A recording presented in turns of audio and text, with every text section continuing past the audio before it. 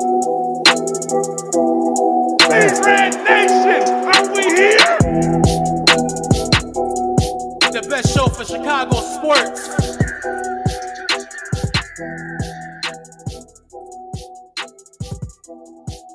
Oh my God! Yeah. What's good?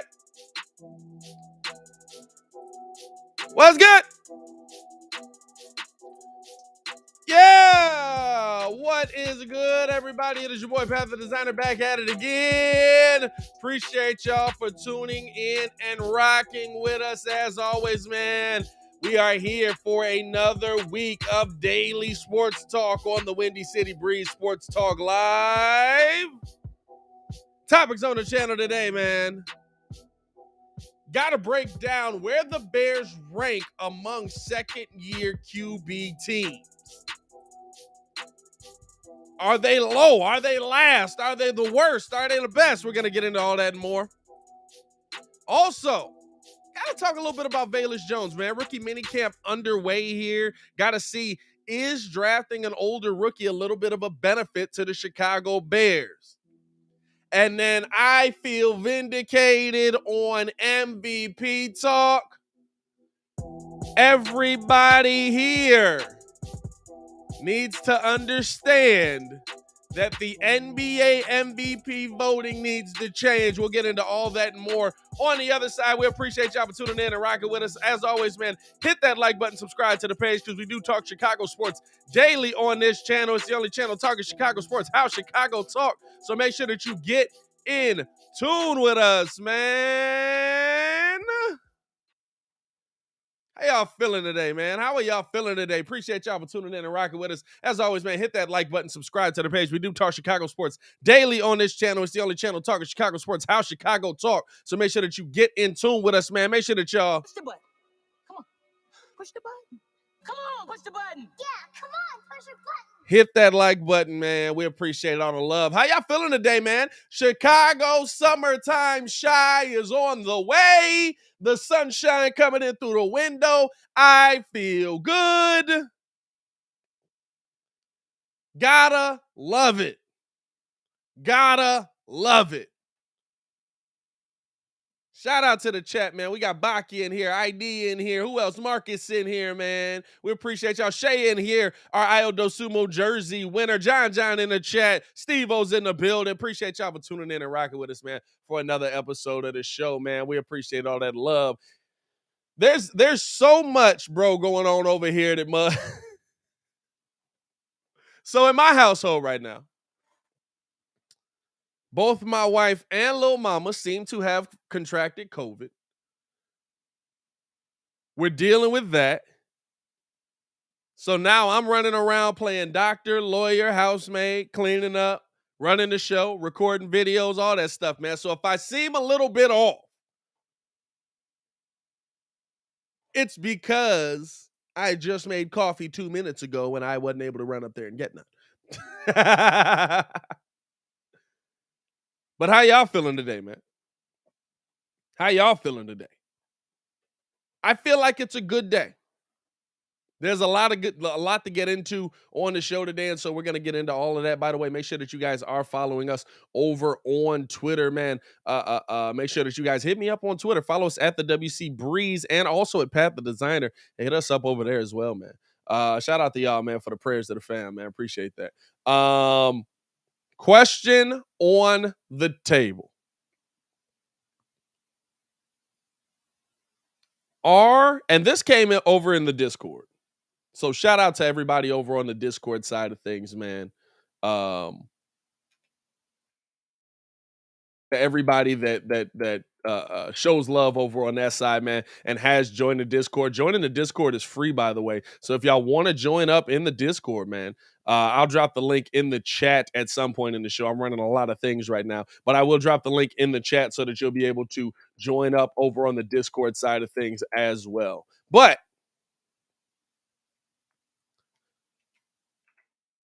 they did a ranking of where they feel the best and worst situations for the Chicago Bears is right now. The best, or for second-year quarterbacks, I should say, is right now. They did a ranking on where they feel like the best situations for guys like Justin Fields, Zach Wilson.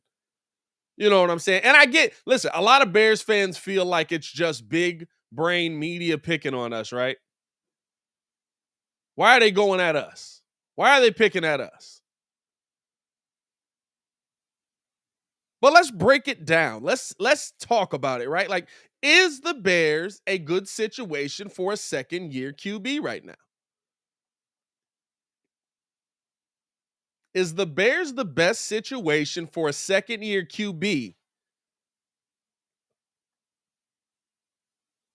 You can't say it's the best, right? You can't say in good faith that you feel like the Bears are in the best position to do something positive for Justin Fields. You just can't. Like, let's be real.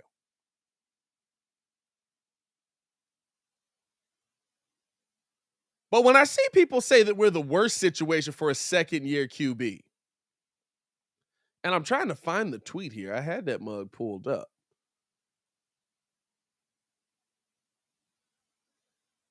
But for you to say that we're the worst situation for a second-year QB, right? Like, that's a little tough.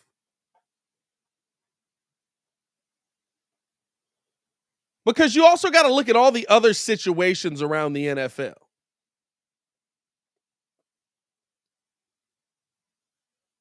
You've also got to look at how Trey Lance is going right now, right?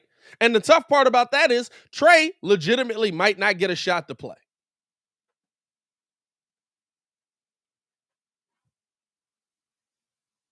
Because nobody's in on the Jimmy G thing.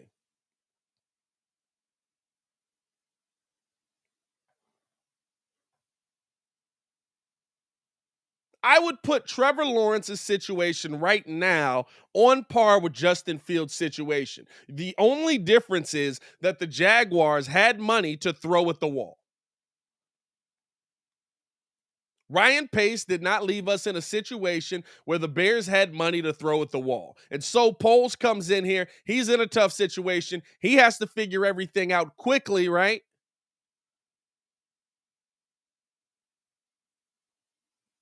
And because he was such a much later hire, it's going to take him a little bit more time on top of that.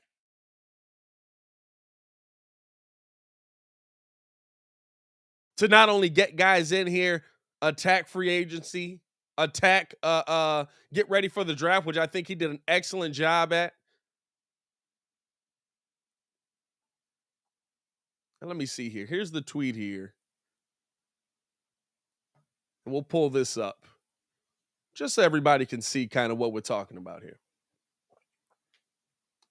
Per PFF Sam, ranked the best situations for second-year QBs. Zach Wilson, number 1. Interesting. I don't know how that's the best situation. I don't know how that turns into the best situation. Trey Lance, number 2. Trey Lance in this whole thing is the one person that might not get the opportunity. Number 3, Mac Jones. Mac Jones is on a team that literally has already done this before. How's he in the third best situation? He's on a team that literally has already done this before. How's he on the third best situation? A team for Trevor Lawrence. I would put Trevor and Justin on par with each other. Why? Neither of them know what's happening coming in. Both of them are in completely new situations. Both of them are in a completely new dynamic. 5, Davis Mills, which is a joke in itself because there's nothing going on Houston that anybody would want to deal with, minus Lovie Smith maybe. And then 6 is Justin Fields. But when I look at things like that, right, I'm looking at them and I'm saying, okay, are the Bears at the bottom? Are the Bears a team that I don't know if I want to have my second-year quarterback figuring that out? And I can say yes. Why? Because of how Ryan Poles is doing it. If Ryan Poles was doing things differently, I would feel different about it. If he was focusing on the weapons, if he was focusing on getting guys here for Justin just to throw the ball to, I would say, hey, look, it doesn't matter how much he drops back and gets the ball to these guys if he can't get the ball to these guys because he's on his back. But Ryan Poles came in prioritizing the offensive line and depth at that position, realizing that Tevin Jenkins is here, but I might not get an opportunity to put this guy in a position to be successful. I need something else. Let's go out and get a couple of tackles. Let's get some backups. Let's get, you know what I'm saying?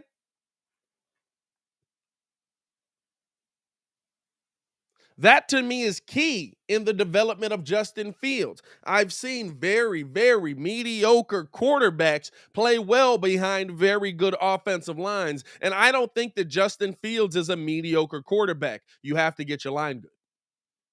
That's what it comes down to. It's not new. It's not different. But because we saw the wide out weapon go crazy last year, if you don't have weapons now, you can't play well.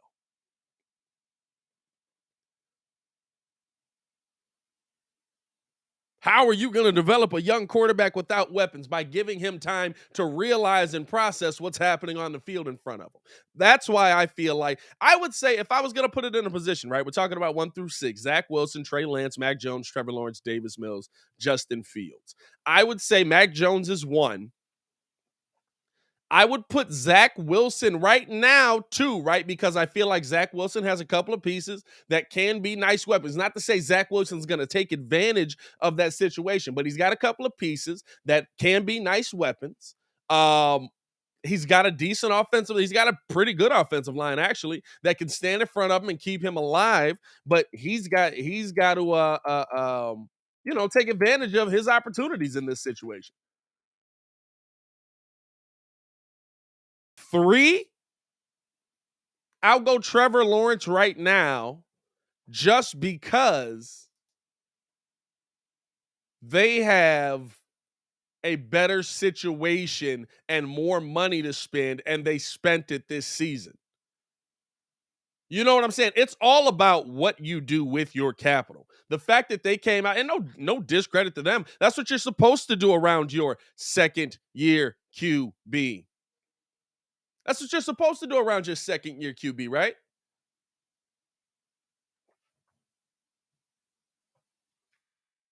They went out. They spent money. They did what they had to for him.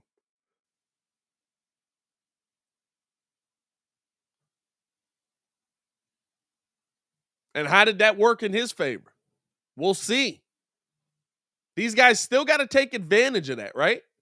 That's the one thing people don't play into account. We could be going into this season talking about, oh, he's got to do this. He needs to be this. He has to have that. It doesn't matter if they don't take advantage of the situation.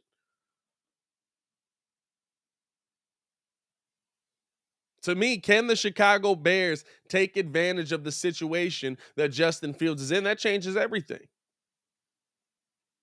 That changes how we look at Justin Fields moving forward. That changes how we look at the season as a whole. Everything is fluid in the NFL until it isn't.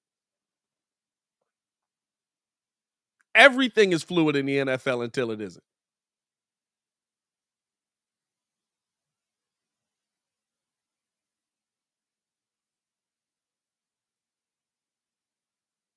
I'd put Justin Fields 4 right now.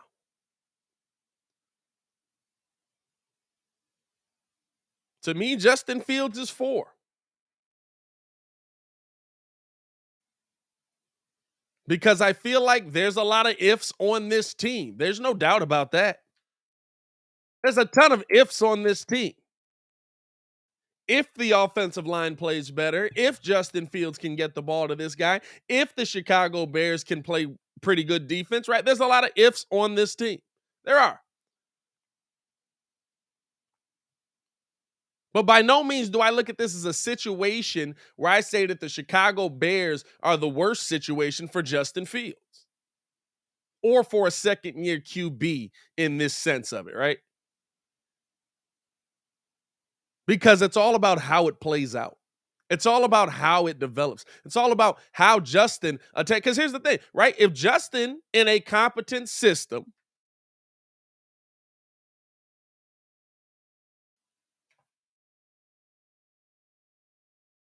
plays well, if Justin in a competent system can play well, how quickly does this turn around? How quickly does this get moving in the right direction, right?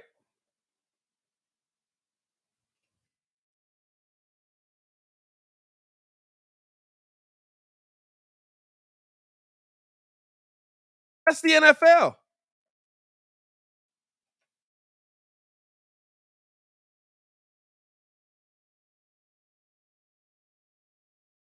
That's how it goes. You think after year one of Peyton Manning, the Colts were going into the next season saying, ooh, we really got one here, boys. We got this whole thing figured out.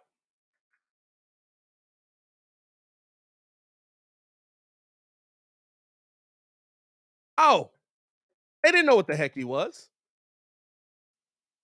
It's fluid. You got to figure it out sometimes.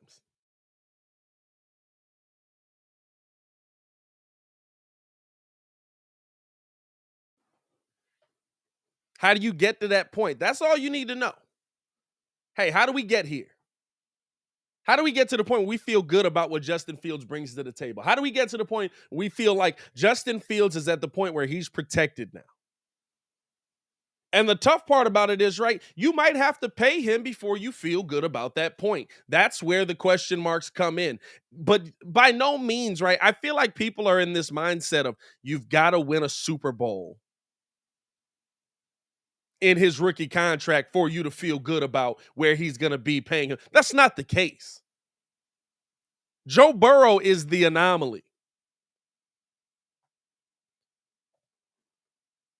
Joe Burrow is the odd man out in this topic. That's not the norm. Russell Wilson, not the norm. We just saw Josh Allen get paid. He ain't won a Super Bowl. So why are we putting this pressure on our young players to have to be the best of the best before we decide to offer them a check? I'm going to tell you this right now. If Justin Fields proves he's at Jay Cutler's level, he's going to get the bag.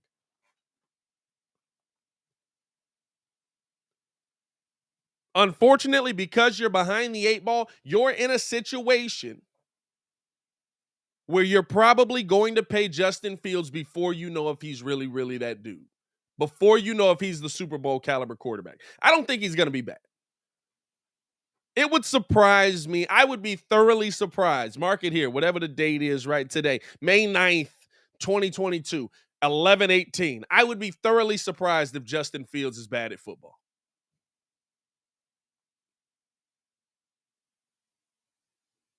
Even if the Bears go down a similar path, right? I would be surprised if Justin Fields is bad at football.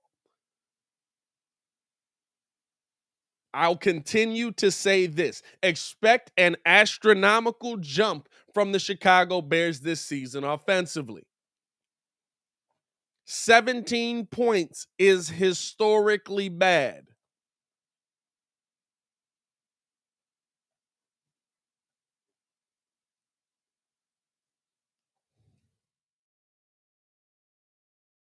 Historically bad.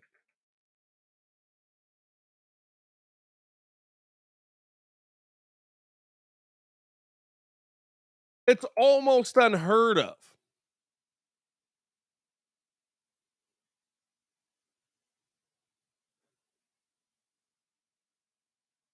It's unheard of in Bears history.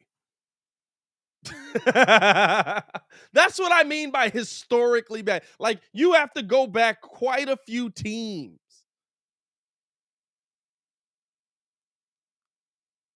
before you get to that point.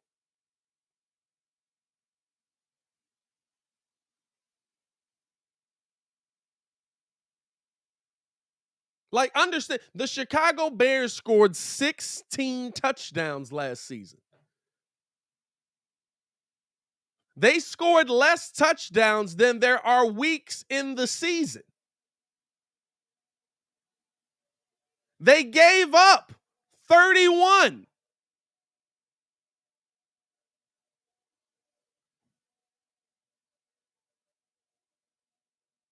Understand where we are. It's going to be a jump. It's going to be a ridiculous jump. And that's okay. But you have to also kind of like keep the mindset right. Like that's the hard part that I tell everybody. Make sure that you're keeping your mindset focused on the right things. There's no way we score 16 touchdowns again. I can already tell they're going to run the ball more. We'll probably see 16 touchdowns from our running backs.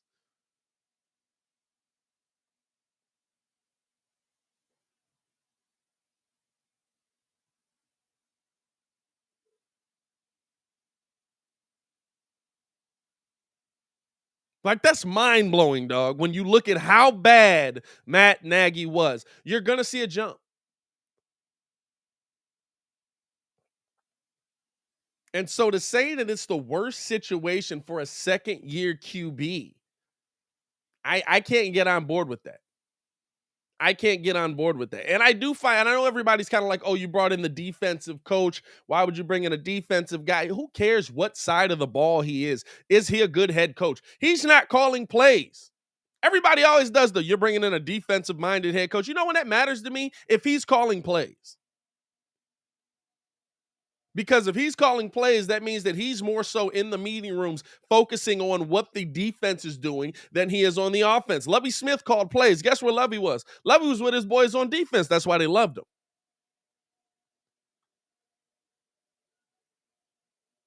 Matt was in there with the quarterbacks. You know what I'm saying? That's why these guys, like, they pick a side.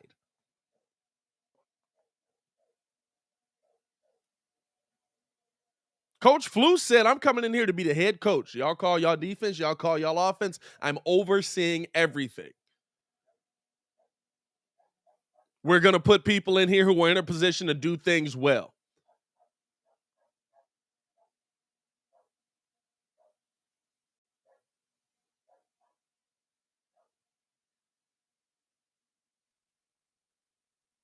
That's how you evaluate this situation. And I think it's going to change. It's going to be mad fluid. But I will say this, right? And here's a question to the chat. Shout out to the chat for pulling up and rocking with us today, man. Everybody that's in here, man, hit that like button, subscribe to the page. We do talk Chicago sports daily on this channel. It's the only channel talking Chicago sports, how Chicago talks. So make sure that you get in tune with us, man. Appreciate all that love, man. If y'all could do me a favor and just Push the button. Come on. Push the button. Come on, push the button. Yeah, come on, push the button. So here's the question for you.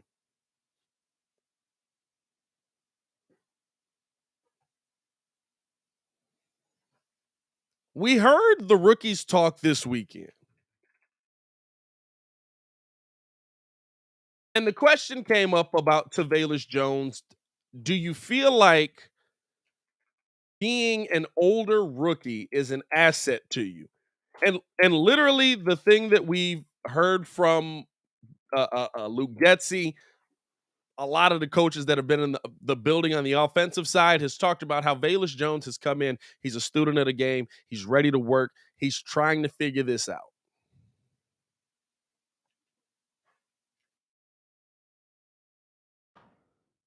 Is Velus Jones being an older rookie an asset?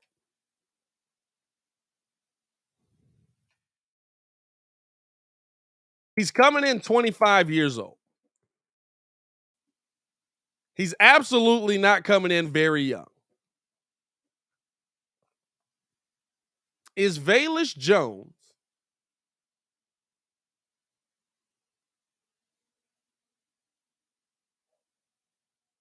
being an older rookie a good thing for the Chicago Bears in year one?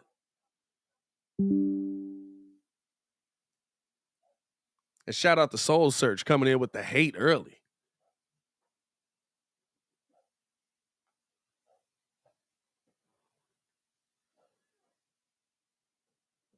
I feel like it can be.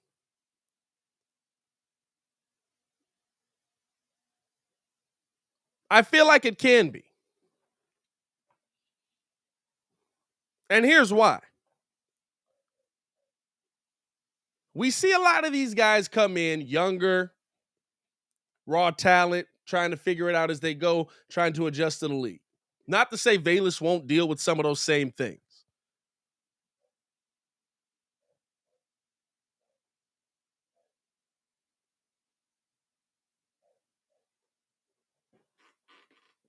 But Velus coming in at 25 years old, guess what? I know one thing for sure. He's coming in about his business because he doesn't know if he's going to be in the NFL for a long time. He's coming in with experience on his side and probably a more in-depth understanding of his position. And this is honestly how you used to see guys come into the NFL. There weren't a lot of guys that didn't stay 4 years at college before coming into the league back in the day.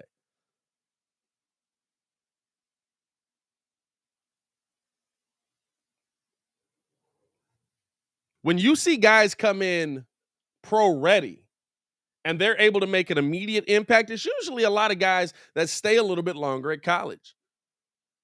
And you might see an increase in that. And I wouldn't be surprised if you see a change in that. Now, Velus much older, right? He's 25. But you might see an increase in that. You might even see a change in that, right? Because of what? Everybody took a year off for COVID. Everybody took a little bit of time off for COVID. There's a ton of players that waited one more year so that they could show what they have so they can move up in the draft. Guess what? They're going to be older. They might not be 25, but you talk about 23, 24.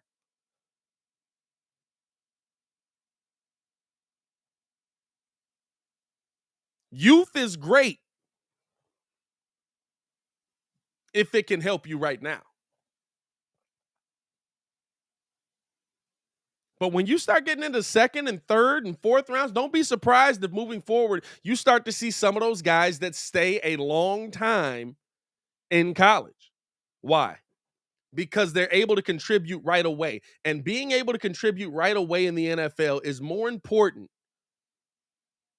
than being able to contribute 4 or 5 years down the line to these teams. And I'll tell you why on top of that, because there's a lot of opportunity, right? If you're in a situation where you feel like, hey, we can win, we're close, but we need something that's going to happen sooner than later.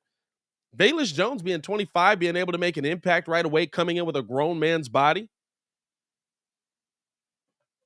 Not to say that I still feel like it was a high pick. I feel like you could have gotten better value there, or if you traded back, you could have gotten more and still gotten Velus Jones, but maybe somebody was moving up for him. But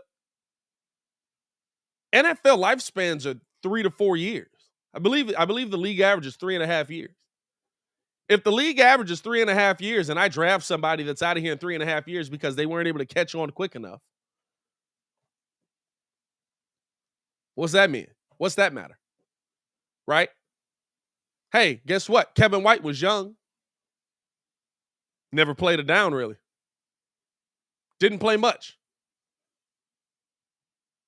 But Kevin White was young. Anthony Miller was young. Javon Wims, young. I'm not saying that Velus Jones is going to come in and all of a sudden he's going to set the world on fire. I'm not saying that Velus Jones is going to come in and all of a sudden he's going to be this dominant force for the Chicago Bears. But what I am saying is you do have to look at how the experience and the time that he spent and the fact that he's already coming in, not having to put on muscle, but being a grown man, having that grown man body can affect him and can put you in a good situation.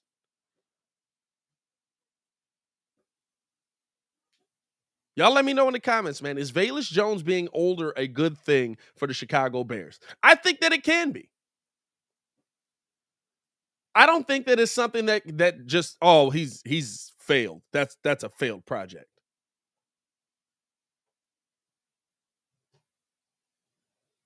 Because guess what? We need to see if Justin Fields can play Maybe not all the way this season, but by a minimum next season. We need to see if Justin Fields is the talent that we think he is at a minimum by next season when we're able to go out and spend some money. There's still a lot of things that's predicated on, but I'll tell you this right now. Like, I'd rather have a guy that can come in and make that immediate impact than, hey, we'll see.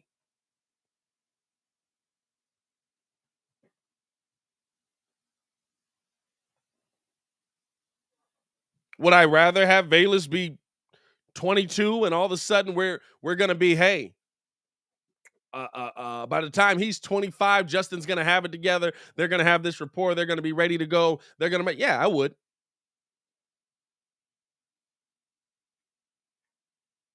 But they made a defense. They went with best talent available on their board. They felt the best talent available on their board was on the defensive side of things. We may not agree, but hey, it's also not our job.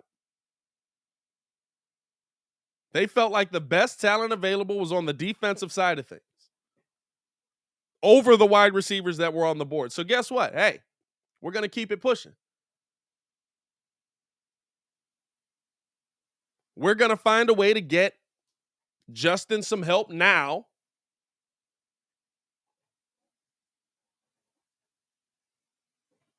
While also putting Justin in a position where the help that he has now can develop with him.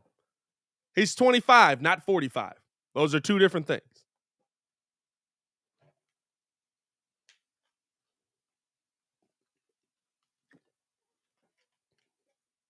And here's the thing. The proven commodities that were 25 weren't proven. They were decent pieces. But say you get somebody that is on the level of, I don't know, who's some of the wideouts that went. Say Velus Jones is on the level of a great value Tyreek Hill at 25. You see how much the haul that Tyreek just went for. You see what he just turned into, right? We see where he was set up. We see how a 25, 28, whatever it is, year old wide receiver can draw that kind of, but we just got one in the draft that possibly could turn into something of that. Luke Getsy says whenever the ball gets in his hands, he's a danger to score.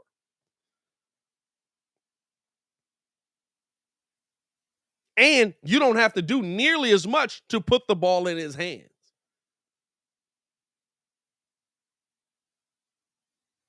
Is it a gamble? Absolutely. You took him at 71. It's a third-round pick. You could have gotten better value there. I do not come off of that point. I feel like Velus Jones would have been there for the Chicago Bears if the Chicago Bears had moved back. But let's be 100% honest here. If Velus Jones can play, who cares? He'll be 29 by the time his rookie deal is up. Yeah, and you know what? If he can play at 29, guess what? We'll pay him till 33. And by then, hopefully, you've also recouped some of your draft capital and you're winning enough that you can also just go out and say, hey, what do we need this year? Oh, we need to find a wide receiver. Okay, we've got some room for that.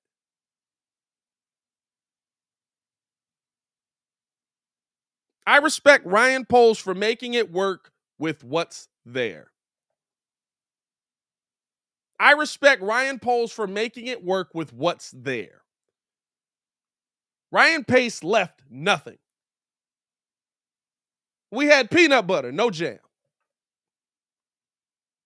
Kool-Aid, no sugar.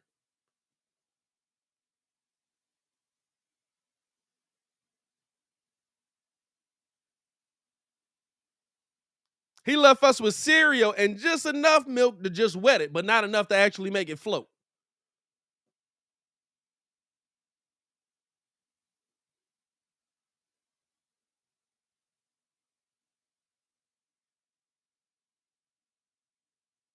So it's one of those things to me that I don't care if he's 25 if he can play. And the thing that we don't think about is if this works, if going out and getting older players turns into players that come in with instant talent, guess what the NFL is going to start doing again? Youth matters. Being able to play right away matters more.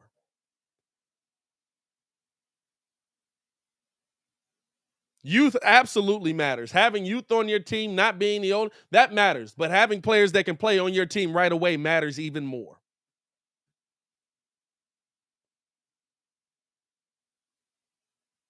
And if you don't have those players that can play, it doesn't matter. Guess what? I love how young Anthony Miller was going out and be able to catch the ball and get the job done. He couldn't play. He couldn't stand the field.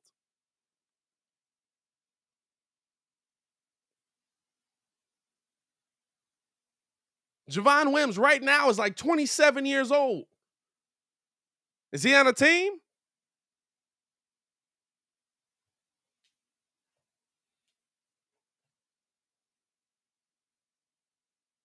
You know what I'm saying? There's a give and take to everything. And to me, the fact that Velus Jones is an older rookie can be an asset for the Chicago Bears because I know he understands his position through it all the way in and out. And that's most sports, right? Think of the Bulls. When the Bulls went and got older rookies, what'd they do? Came in right away, great production.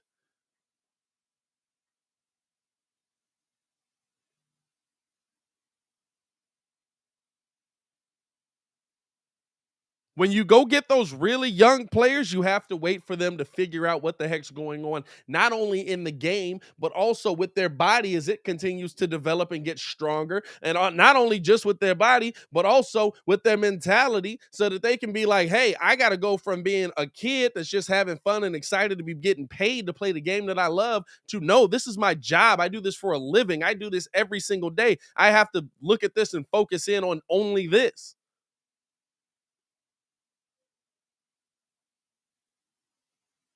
The next 2 years in the NFL are going to change a lot around this league. I guarantee it. I guarantee it. Because you're going to see older players coming out because they wasted or they took a year to go back to college because of COVID. And teams around the NFL are going to look around and they're going to look at these older players and be like, yeah, he's older, but I mean, he can play. And they're not going to care. Now, it's still on Velus to take that opportunity, right? It's still on Velus to take that shot, but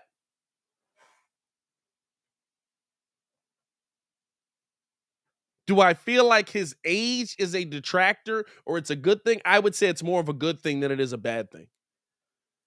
If his age becomes a bad thing, you know what that means? He turned into a pretty freaking good player.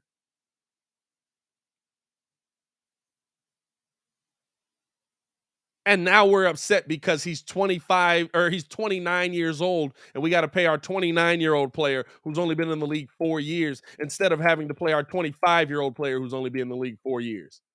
I can live with that.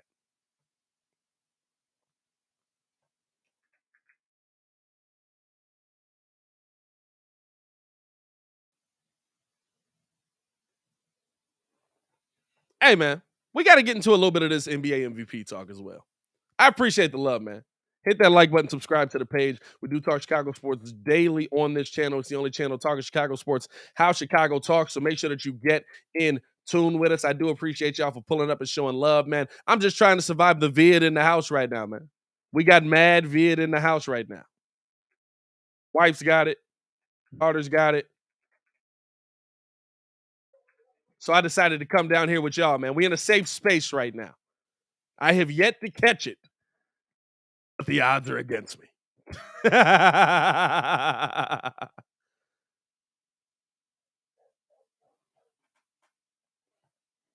Calvin says Dan Orlovsky has so much love for the Bears. Not Dan Orlovsky. I'm not gonna lie. Dan Orlovsky is an interesting.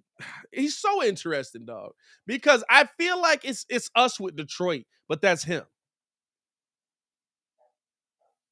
I feel like Dan Orlovsky is us with Detroit, but like it's him on the flip side. Like him with Chicago, because he was a Detroit QB. Appreciate y'all for the love, man. Baki did say he tweeted me something about Dan Orlovsky. Hold on, before we get up off of the Bears all the way.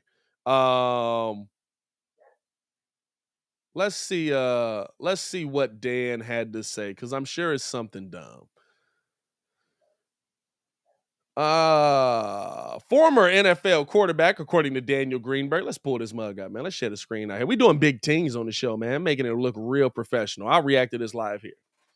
Former NFL QB Dan Orlovsky said on ESPN that his expectation for the Chicago Bears QB Justin Fields for this season is low and that he's in the worst position out of all the second-year quarterbacks. Orlovsky said the Bears' offense is a bottom 5 unit in the league. Again, Dan, listen, I understand why you would say that. I understand why he would say that. I can't say, listen, I understand why people say that around the league right now.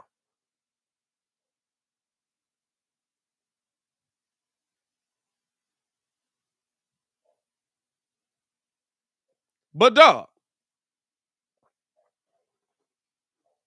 you're telling me you don't expect an improvement out of an offense that was literally ran by the biggest joke in the league?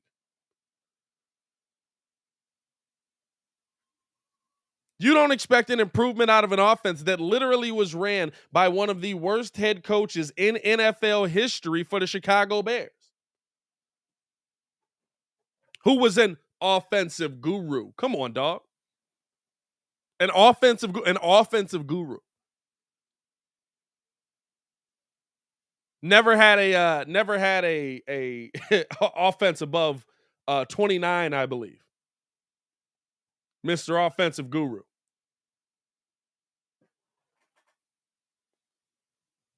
But I'm not even tripping on the fact that he said what bothers me about this is people don't look at the situation that was here last year and say that systems can improve. And it bothers me because he played in the NFL in probably an awful system that probably derailed his career.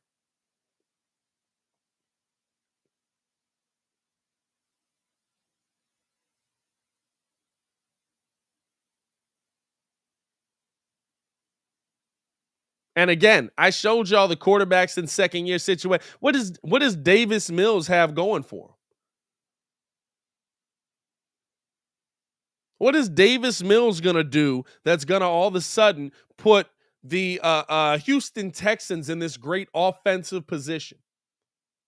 Right? Again, this is Dan Orlovsky being the Detroit quarterback that he was and not liking the Chicago Bears. I respect the rivalry, but it's not a good take. And guess what? He realized that if he tweeted something about the Bears fans would respond. And so now he's got to continue to talk about the Bears so that he can continue to be in these relevant positions, because this is what gets his name circulating around the net. It's not a coincidence to me that Dan Orlovsky on a Friday and a Monday is talking about the Bears.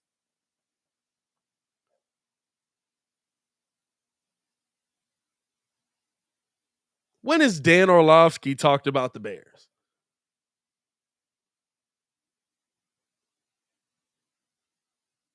You know what I'm saying? Like, I'm not surprised by this in the slightest. I'm not surprised that they're trying to take shots at the Chicago Bears and Dan Orlovsky's at the beginning of it because, hey, guess what? That's what the rivalry is. That's okay.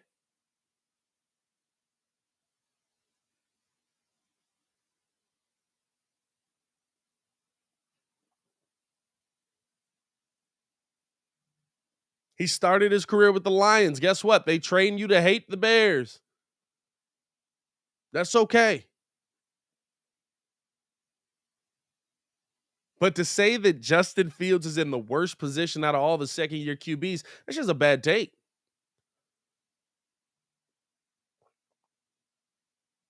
Again, Trey Lance, is Trey going to play?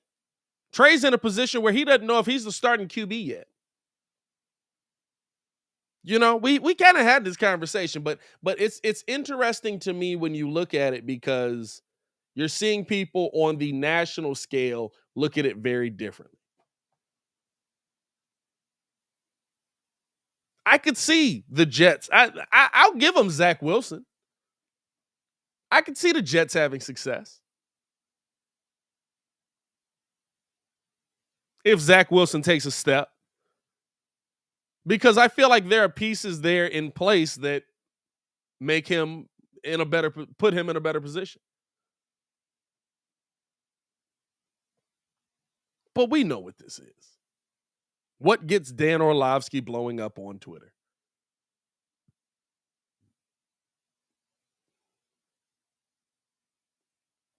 That's what this is to me. How do I get my name circulating through these Twitter streets again? I'll say something about the Bears. It's random. It's random to me. I don't know. Maybe it's just me. But let's keep it pushing, man. Appreciate the love. Appreciate y'all for tuning in and rocking with the show. As always, man, hit that like button, subscribe to the page. We do talk Chicago sports daily on this channel. It's the only channel talking Chicago sports, how Chicago talk. So make sure that you get in tune with us, man. We gotta talk a little bit around this league, though. Around not the NFL. Let's switch gears to a little NBA. Nikola Jokic has won his second MVP. Back to back.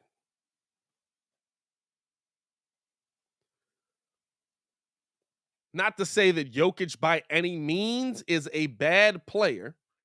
Not to say Jokic by any means does not have a case for the MVP. He's absolutely got a case.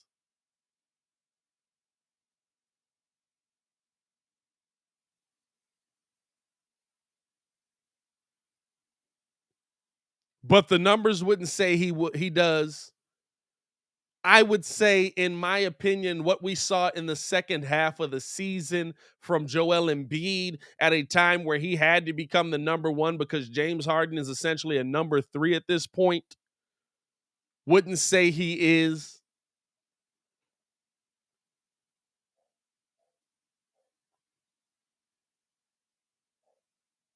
In the regular season, Jokic 28, 7.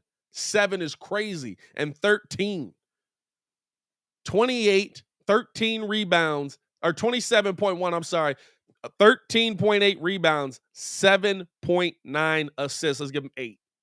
Crazy.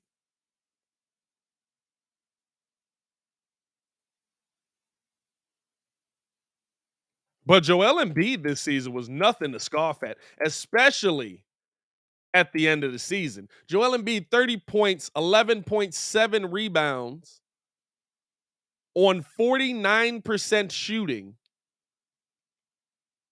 and 4.2 assists.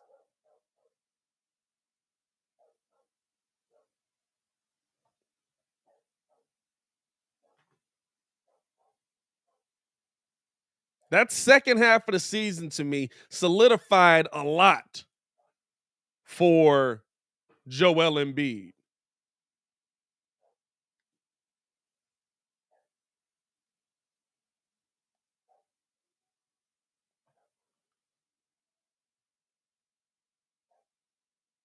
I felt like that was 37% from the three-point line as well.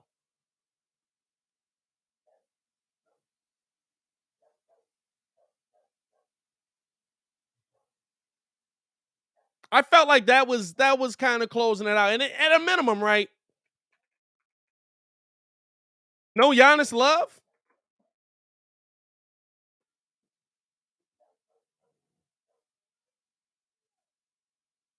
$29.9, 11 rebounds, 5.8 assists, upped his game, upped his handle, up his passing.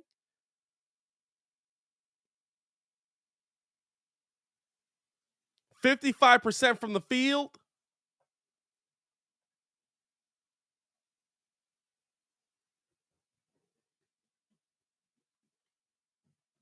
Got a case. And I feel like probably got the best case out of all. But again, can we say or is it time for the NBA to change how it does its voting? I've said this on many occasions.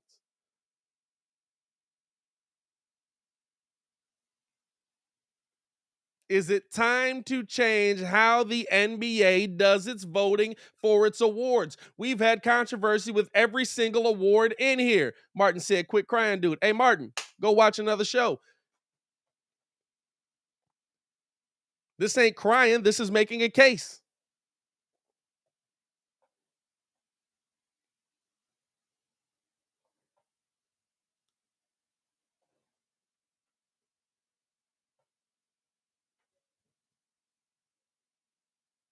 Because when we look at it, again, should Ja Morant have won the Most Improved Player award? I think he's got a case based on the criteria that I would follow. But there is no set criteria. It's how a bunch of dudes that write in a newspaper, who most of them never played, feel that year.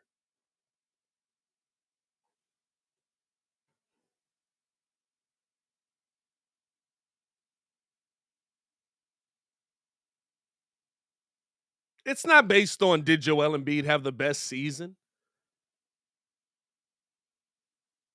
Joel Embiid was the clear-cut MVP until what? Till he brought James Harden to his team. Then all of a sudden, opinions slowly started to change around Joel Embiid, right? James Harden showed up on the team. All of a sudden, opinions slowly started to change around Joel Embiid. People weren't looking at Embiid as, oh, he's the clear-cut MVP, he's this, he's that. But because opinions changed halfway through the season, not how Joel Embiid was playing, his play elevated. Right? Giannis's play elevated. Went in the right direction. Elevated, to me, above what Jokic was doing at that point in the season. Not to take anything away from Jokic, but it shouldn't be the player that plays the best, that's in the worst situation right now, should win the MVP.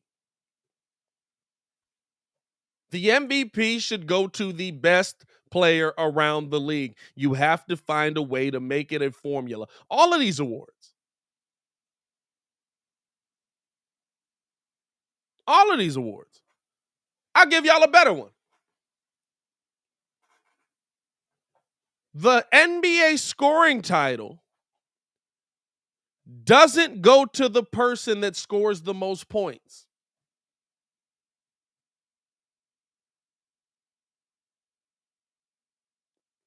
How does that make sense?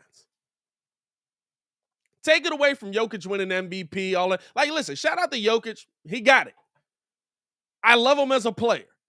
He's got a case for MVP. I'm not like overly upset that Jokic is the back-to-back MVP. I'm really not. I think that Giannis had a better case. I think that Embiid had a better case, but Jokic also has a case. Jokic is a monster on the court. I'm not upset with him getting back-to-back MVPs here. But how the NBA goes about picking it, it's literally just writers. Most dudes that haven't played the game. What about you watching Michael Jordan and having an opinion on him means you get to pick who the NBA MVP is?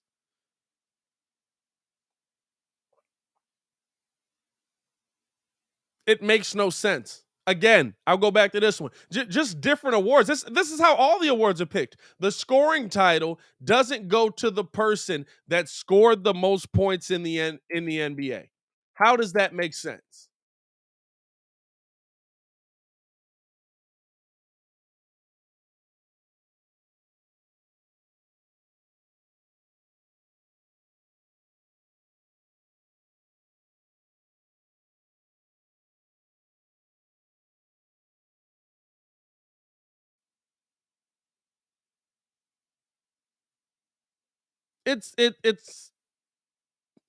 It's one of those things. I mean, honestly, Trae Young, right?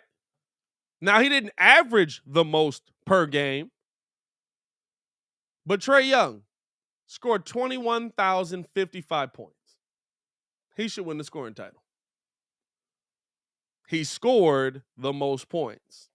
You know, it was 2, DeMar DeRozan. No, it was 3, Embiid.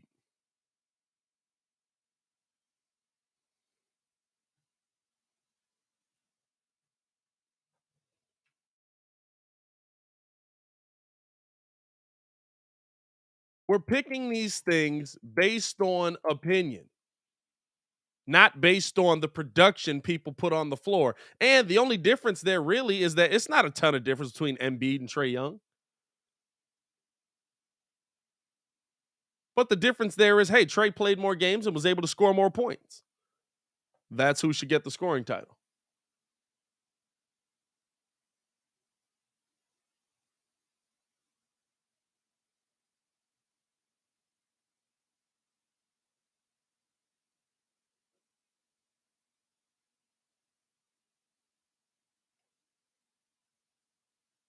It's one of those things where, like, there should be clear-cut set guidelines on who gets what.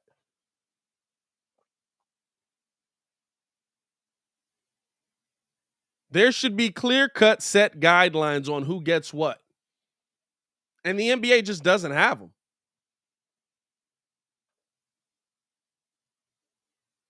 Every year, the criteria for MVP changes. Every year, the criteria for most improved player changes. Scoring title, at least, is the most consistent when they kind of go off of points per game. But I mean, what's the difference between 30.6 and 30.3? An eighth of a shot? How do you quantify an eighth of a shot? Yeah, I meant 2,100. Did I say 21,000? 2,100.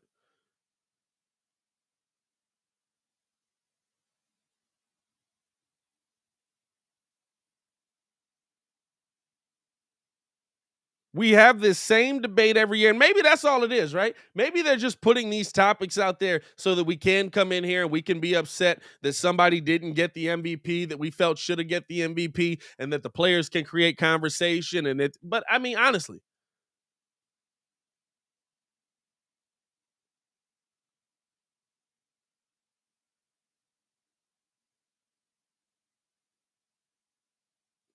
come up with something where things are set in place.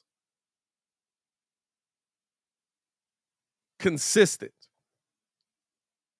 Not based on opinion, based on fact, based on what we see on the court.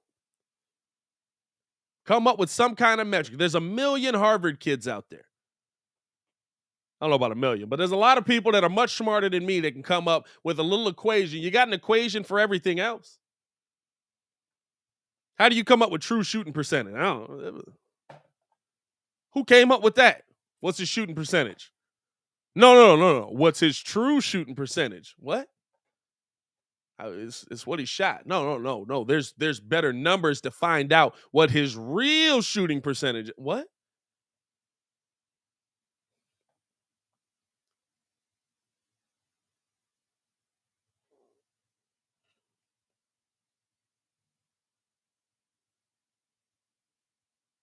There's favoritism in place, and I don't like that.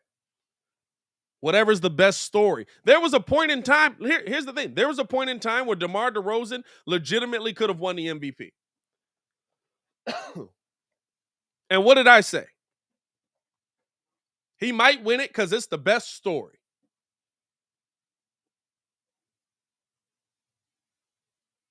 But there was absolutely a point in time where DeMar DeRozan legitimately could have won the NBA MVP. And people were really talking about him as an MVP candidate.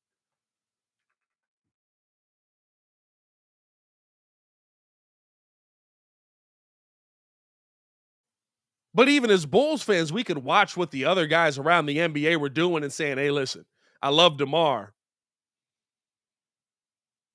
but is he the MVP this year?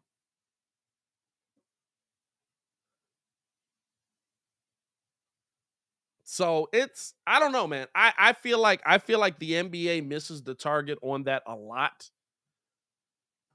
I feel like they rob guys of awards that they absolutely rightfully should have won. I think in this case, there's more of a case for it for Jokic, right? There is a case for Jokic. I don't think it's the best case, but there is a case for Jokic. This is one of the more close MVP races that we've seen, and that's why there is controversy there. But you know when there wouldn't be controversy? If everybody coming into the season knew, hey, if I average this and I score this and I rebound this, I will win NBA MVP. And the only reason Muggs will never do that is because then you could have guys who, like, you also have to take winning into account. I'm sure there's some equation you could come up with that, where you're taking winning into account as well. You know what I'm saying? If you score this much, but your team keeps getting their head kicked in, you're not going to be the NBA MVP. That's just how that works. I don't know, man. Hey, I do got a question for y'all, though, on the other side of this. Because we're seeing younger guys win the MVP more consistently. Does anybody in the NBA right now have a chance to break Kareem Abdul-Jabbar's MVP record? We'll get into that and more on the other side of this thing. But first, I got to tell y'all about Blue Chew. Oh, yeah. We got the music vibing now.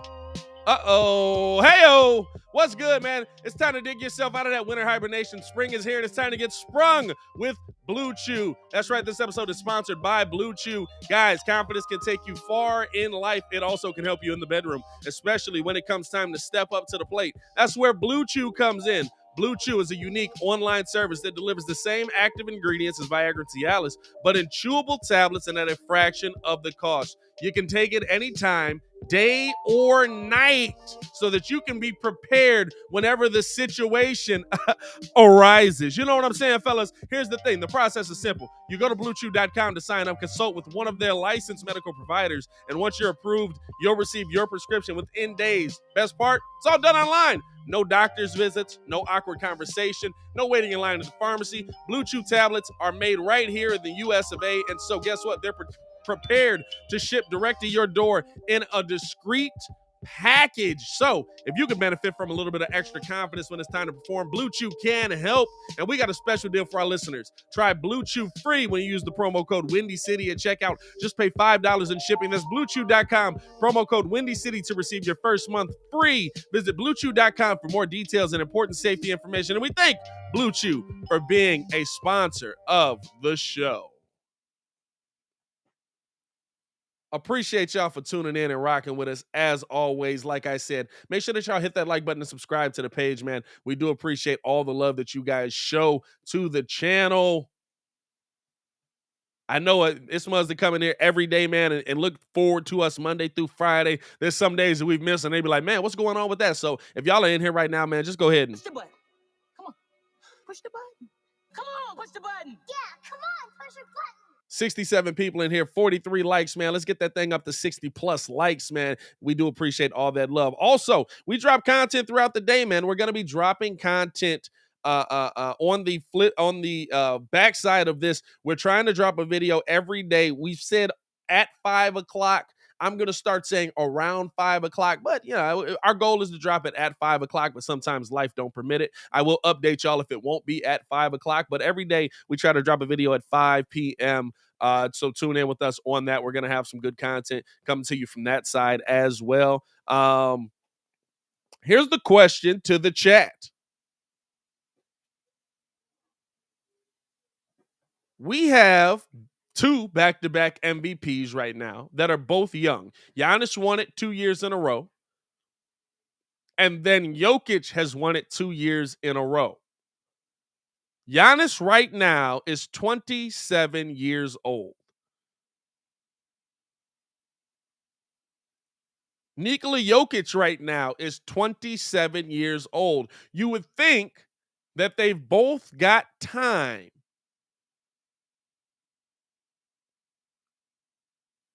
where they could, in theory, win a few more MVPs.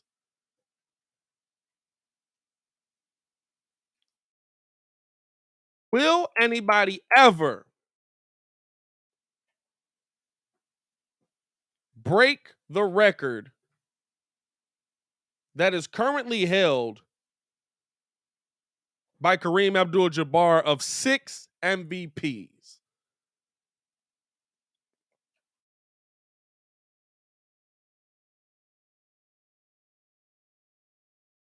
And it's an interesting, I thought about it today. And my initial answer is no, not because they don't have the talent to do it, but because of the conversation we just had.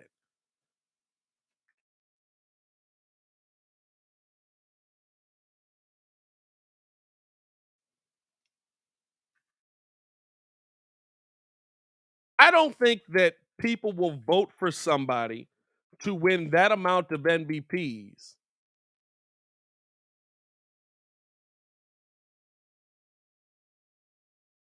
because they want Jabbar's record to stand the test of time.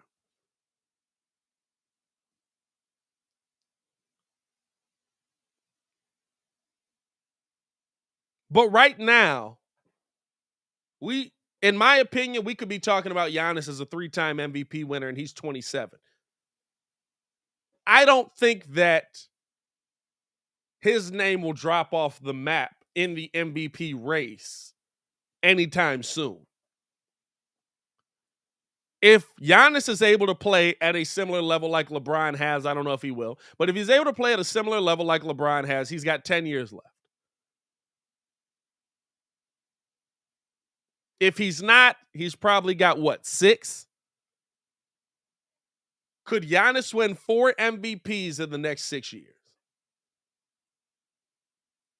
And it's like somebody said, what did he say? D said, no, never.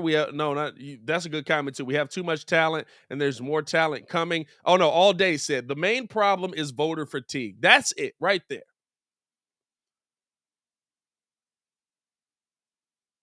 I feel like there's enough separation in talent where somebody should.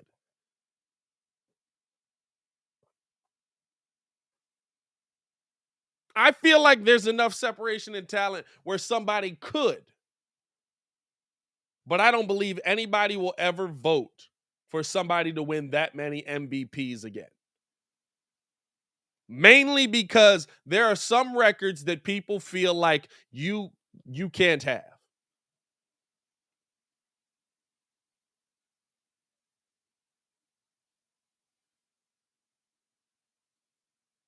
There are some records that people look in the past and say, no, you can't break that. That's Kareem's record. I watched Kareem when I was growing up. I watched Kareem live. You can't have Kareem's record. I won't let you. And there are people who absolutely have gone on record and said things like this about the voting.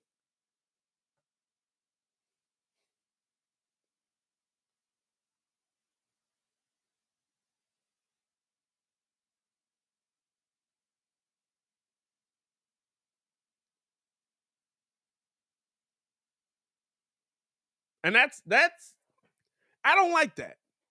I don't like that it can't be touched. I feel like Giannis could be halfway there. Or in all honesty, maybe not just because of what Embiid did this season, but I feel like those are records where records are meant to be broken. And if you're good enough to break them, allow them to be broken. You know why I say that Wayne Gretzky is probably the real, out of every sport, the real GOAT? Because Wayne Gretzky played at a time where hockey was tougher for you, and he still has records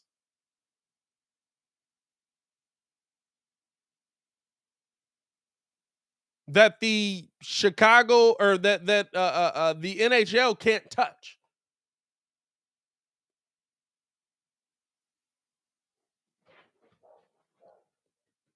He still has records that the NHL can't come close to touching.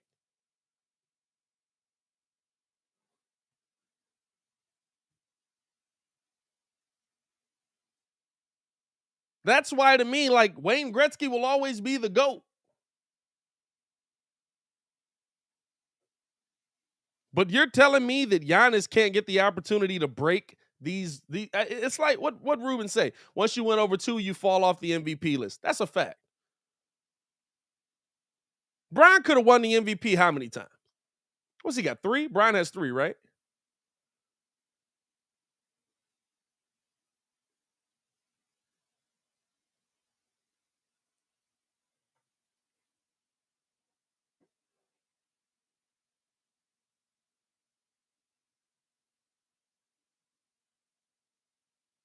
He could have won the MVP almost every season. Jordan could have won the MVP almost every season. Magic, and when he was in the NBA, at least there was Bird on the other side. You know what I'm saying?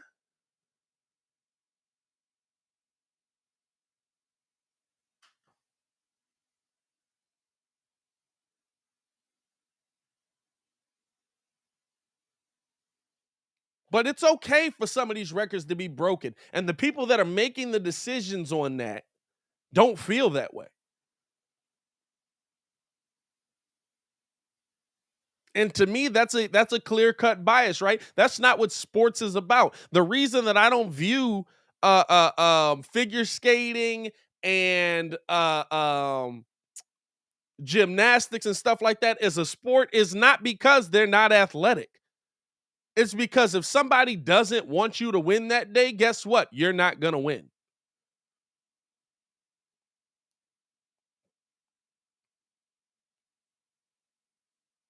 If somebody feels like you don't have a shot at, you're not going to get it. Or they just like somebody else more personally.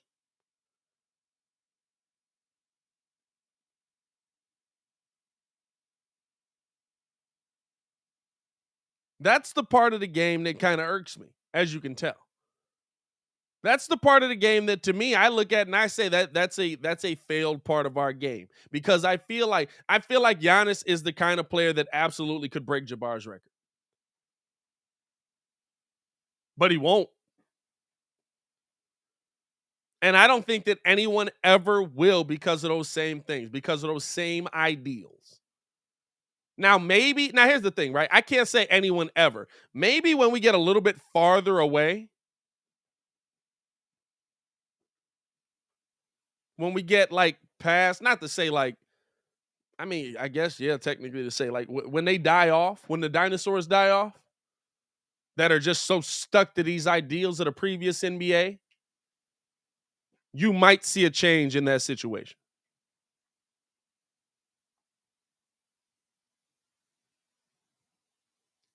But it's going to be tough.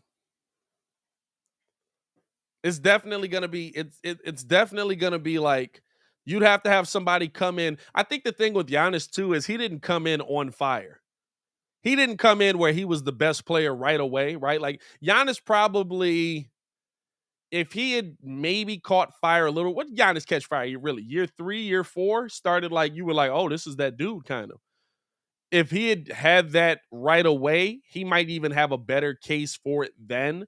And I think, right, here's the thing. If he was at 3 already, he would have a case for it to me, because then the storyline starts to play into it. Then you get the 3. Now this isn't just the Windy City Breeze talking about it. Now this is a national TV show talking about it, to where now the storyline plays into it. Well, we national, we global. We ain't even just national. We got people all over the world in here. But now it's not just us.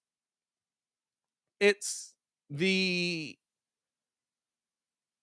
mainstream big wigs talking about, hey, can he get close to catching fire? I'm reading his comment. Can he get close to I'm reading BJ comment, said Giannis caught fire after Jabari Parker got hurt. Facts. Can he get close to winning 5 MVPs, right? If he had 3 already, I'd give him a better shot at it. But I don't think Embiid's body is going to hold up long enough for him to have that opportunity.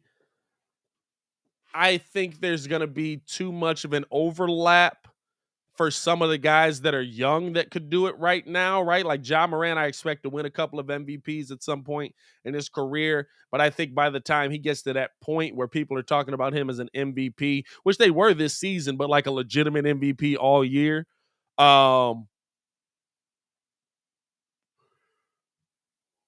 you'll probably be talking about him being around what Giannis's age is now.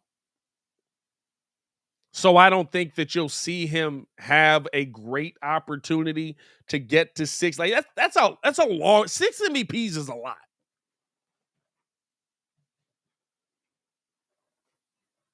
6 MVPs is a lot.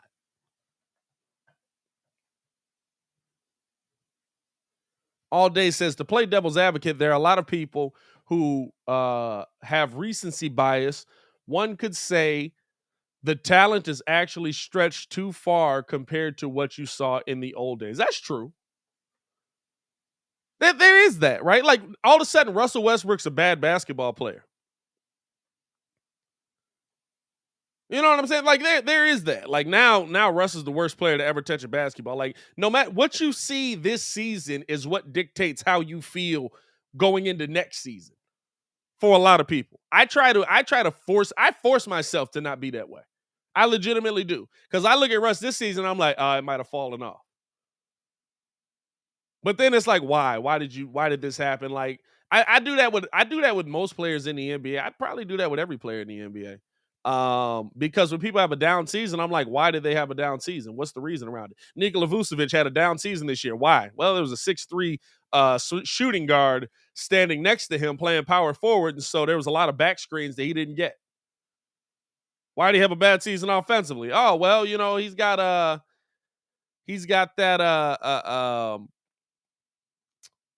he's the third option in an offense now, and they're asking him to be a spot-up three-point shooter. That's not something he really does. Oh, okay.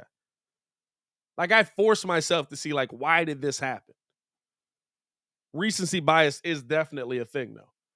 We saw that. Dog, it's so bad, it's within weeks for some of C-Red Nation out here. Let's be real.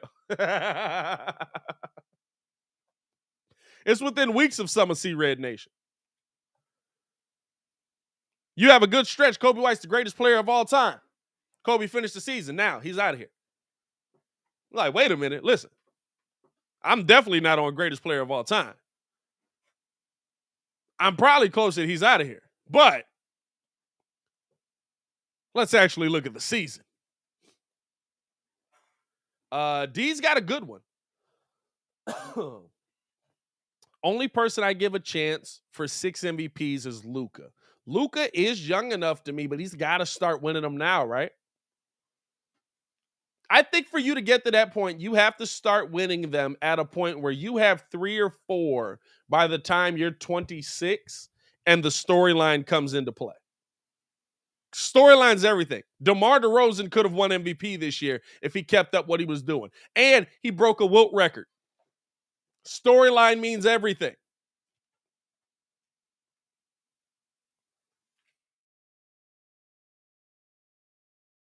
Let's see here.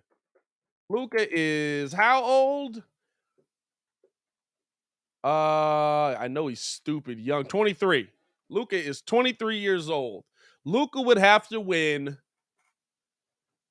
3 of the next 4 seasons MVPs for him to be in that conversation. That's going to be tough. That's going to be tough for him. And I think that like you have to be at a point where, hey, I'm winning enough that I've created an entire storyline around this.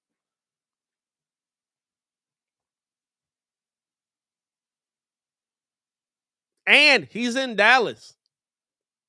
Say what you want about him, but like Dallas is probably getting the least watched out of most of the people in the play. Well, I can't say that. They playing the champions. I can't say that they're getting the least watch. But I definitely feel like Dallas is kind of like the fact that they came back. Like people are focusing in more on them again. That game 3 to me was kind of like, yeah, that's over. And then when they won, it was like, wait a minute now, let's get back into this. Hold on now. Let's have a conversation around this now.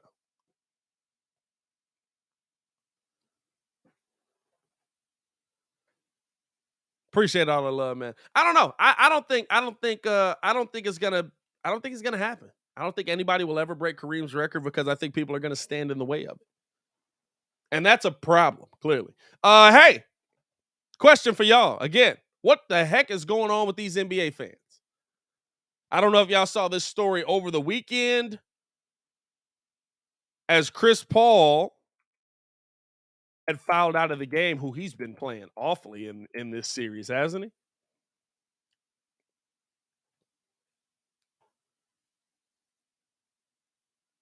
He's just been down bad. But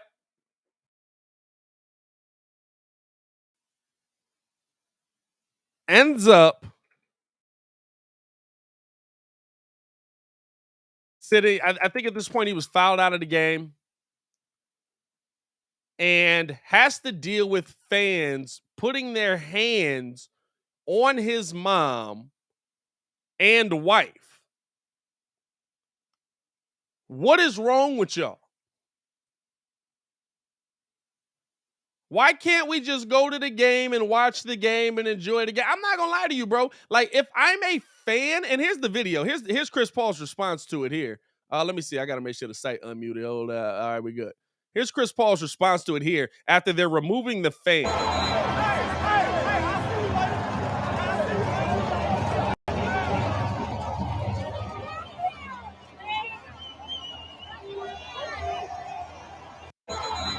Like, at that point, what are y'all doing?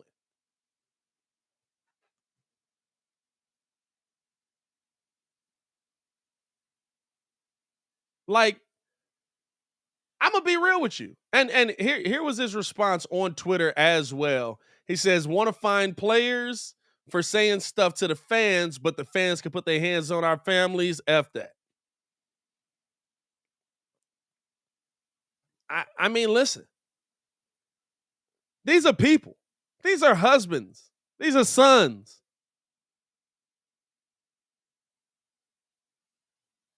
I'm gonna be real with you. Maybe I'm just Captain Save a Chick or something like that. But like, if I'm the opposite team's fan, I'm gonna be sitting right there and I'm gonna be like, bruh, relax. Y'all gotta chill. Like, has COVID turned us into legitimately we just don't know how to act around people no more?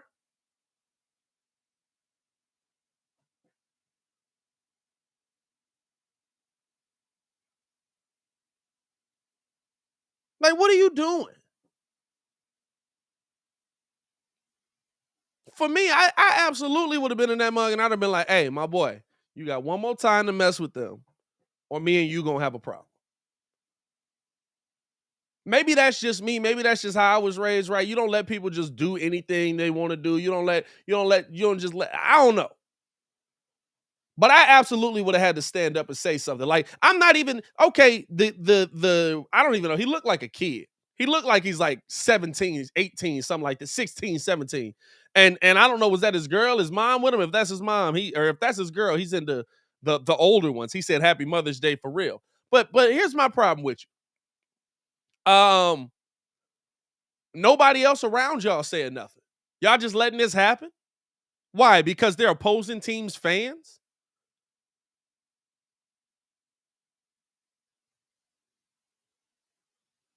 Because they're the opposing team's fans. Oh, we just letting that. What are y'all doing sitting around in Dallas? I got a problem with everybody in that section. Now, I was trying to find a video, right, to see what it was. If it was egregious, if it was like him actually, because it said pushing and shoving, all of that, right? And apparently it was bad enough that Chris Paul felt like he had to say something to Buddy. Say, I'll see you later.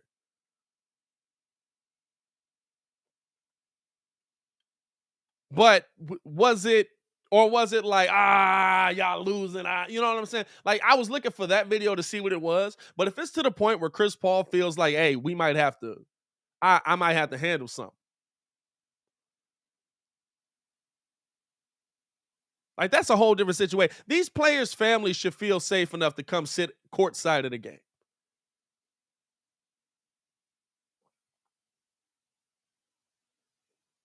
I'm not even like the kid. All right, I get it. Not really. You shouldn't be hitting over. I guess I don't get it. But ain't nobody else in that section saying nothing? Ain't nobody else in that section got no commentary?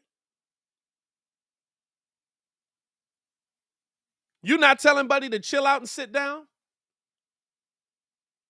Bro, I've gone to Brewers games as a kid, being a Sox fan, cheering for the Brewers and having Cubs fans get into me and Brewers fans looking around and being like, hey, yo, leave the kid alone or me and you gonna have to talk about something.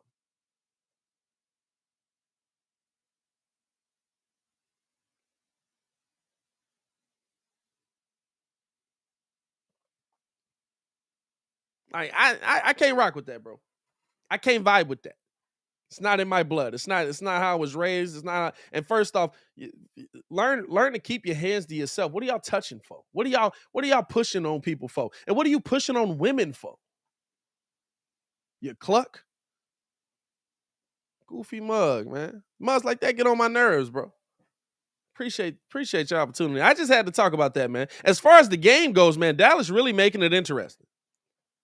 As far as the game itself goes, Dallas doing a good job of making it interesting, man. I like how they came out and played. They came out and were the aggressor. Chris Paul had no answers. On top of everything else that's happening on the sideline, has no answers.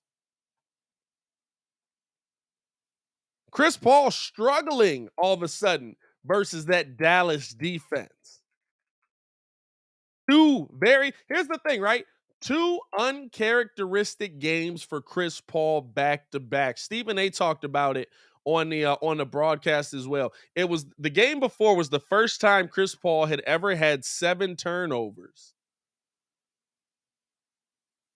in a game or in a playoff game. It might have been in a game, to be honest with you, but it was the first time that he'd ever had 7 turnovers in a playoff game. And then the next game, it was the first time he'd ever gone into the half without having double digits in a playoff game.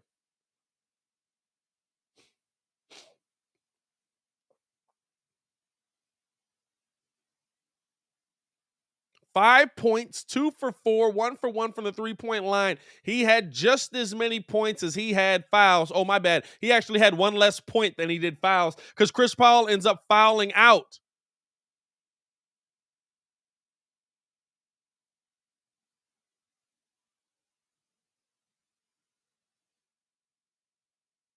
That's crazy.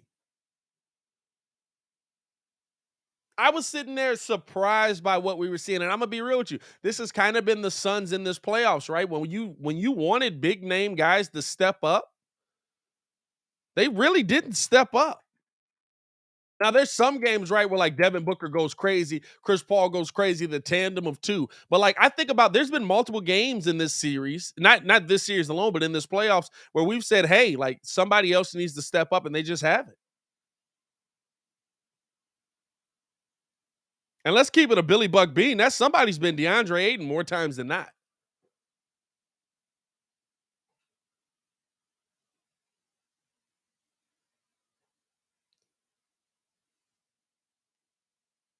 In this game, you saw Chris Paul absolutely come out and struggle. But not for nothing, champ. 14 and 11 out of DeAndre Ayton in 32 minutes ain't exactly a ball out night.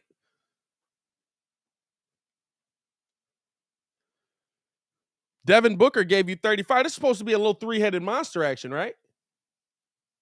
You're kind of starting to see, and you don't want to say like that's who he is, that's what he's going to be, but you're kind of starting to see a little bit why Phoenix is like, bro, we're not giving you that check like that. We're not going to give you that bag. Why would we give you that bag?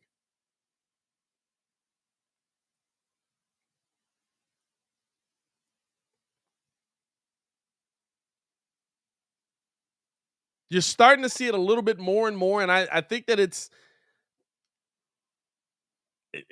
a tough thing to say, right? When you see somebody of his talent and his caliber, and I do feel like he's a really good big man in this NBA, but hey, bud, you got to step up. You got to become that second option. There's not enough time for you to just, hey, we're going to figure this out.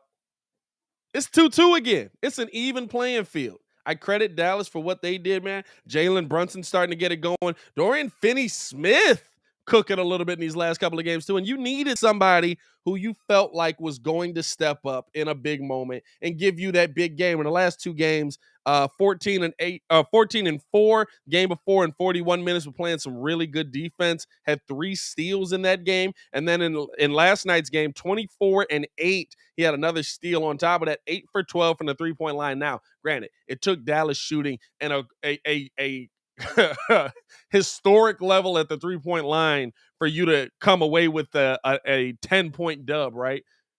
And you're heading back to Phoenix. I still got Phoenix taking this series, but there's got to be some pieces that step up. And I feel like we've seen pieces kind of shy away in this moment and kind of struggle. You saw Chris Paul struggle in this last game. 5-5-7 ain't it. But DeAndre Ayton, I mean, he's been the epitome of up and down.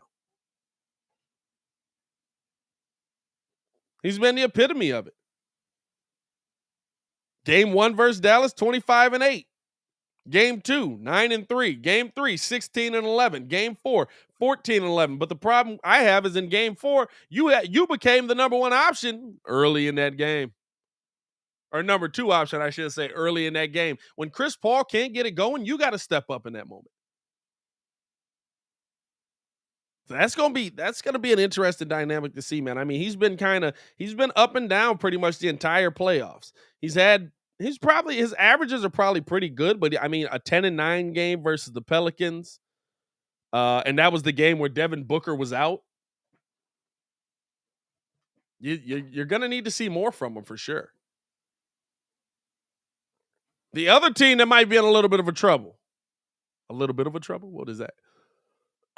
Excuse me. The other team that might be in a little bit of trouble.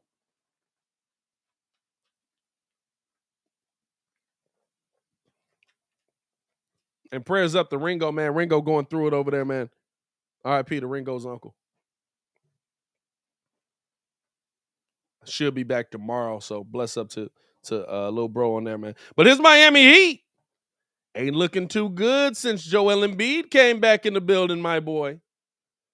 It ain't looking like it's a game with Joel Embiid back in the building. I haven't felt like and I said this going into this, right?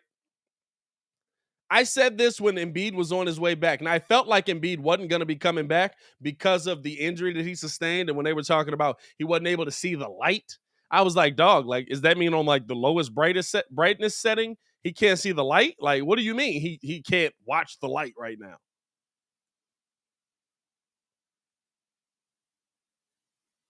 But I said early on in that, I don't feel like Miami's in a great position right now.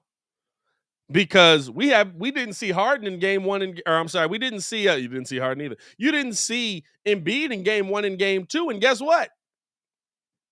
Embiid still or the Miami Heat never dominated either of those games. I didn't feel like the 76ers were completely overmatched in either of those games. I was like, I think Miami gets this series because Embiid's probably not going to come back. Guess what? I was wrong. Joel Embiid's back in the building, and in 2 games, he's absolutely made a huge difference.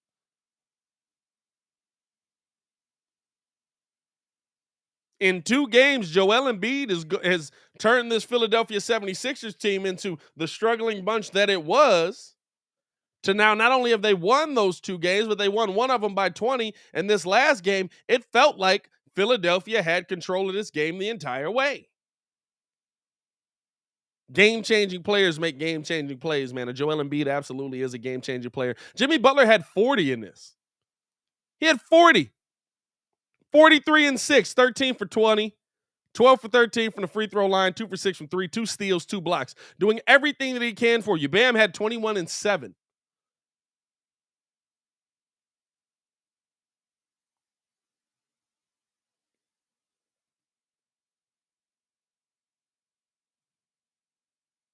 But Tyler Hero, not the same dude.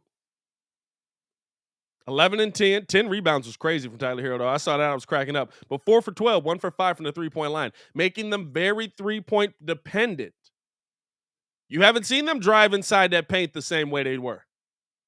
You haven't seen them attack down low the same way that they were.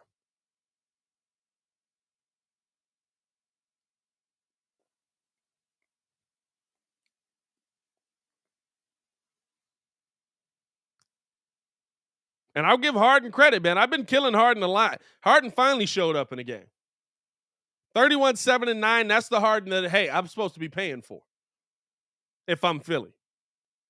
Joel Embiid, 24 and 11. Having those second options matter. And it's a lot easier to beat up on the little brother. Guess what? When his big brother ain't there. Big brother's back in the building. Miami's in trouble, y'all. I could see this going 6, and I could see Miami not getting another game. I could see this going 6 and see Miami not get another game. Because in this game, Miami gave you just about all they could. It just wasn't enough. Now, I get it. Like, Duncan Robinson really wasn't able to get it, or not Duncan Robinson, Tyler Hero really wasn't able to get it going. Do you feel like not playing Duncan Robinson at this point is a mistake? Like, getting no tick.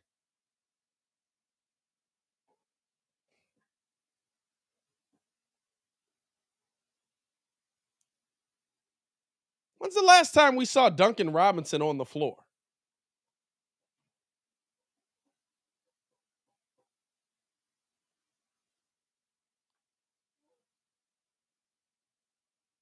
Was it that big game he had versus Atlanta? Is that the last time we saw Duncan Robinson play?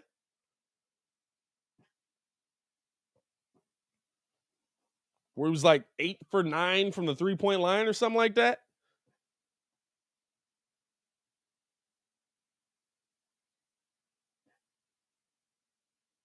Is no Duncan Robinson a mistake? When you see Tyler Hero playing bad, or I feel like I don't know, dog. Ringo's always talking about Strus. Oh, we got Strus in there. Strus is the better option. Strus is the is he? Is that 6, 4, and 3 the better option for you?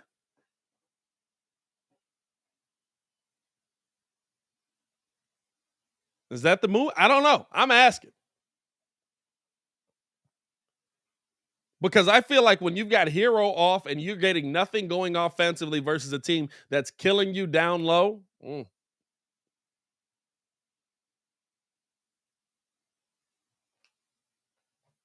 I'd like to see somebody in there that's at least a threat to give a little offense. I'm not saying you set him out there on the Kobe White plan where no matter what he's able to get that mug going, but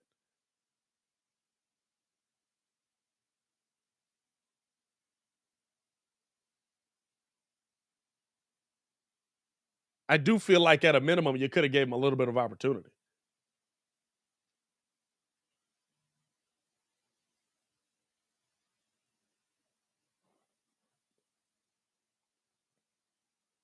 It's going to be interesting to see how these game 3s play out, man. You know, no Ja Morant tonight as well. I thought that was interesting. Do y'all feel like that was a dirty play by Jordan Poole? Ja Morant tweets out after the game, after we saw Steve Kerr drop he broke the code on Dylan Brooks.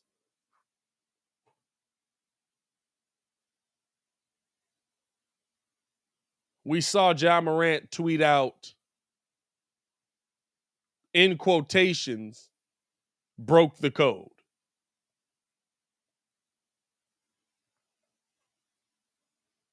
Do you feel like that was a dirty play from Jordan Poole?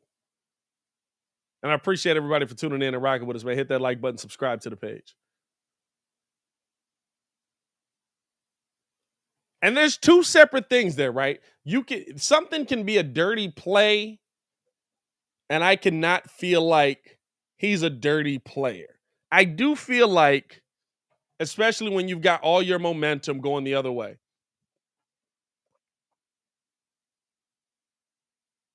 you could make the argument that the knee grab, pulling it out, could go down as dirty. But I'm not calling Jordan Poole a dirty player.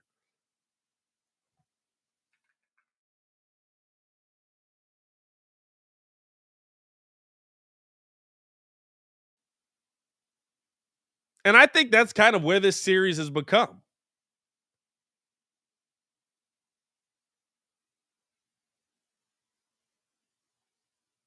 To me, that's what this series has turned into.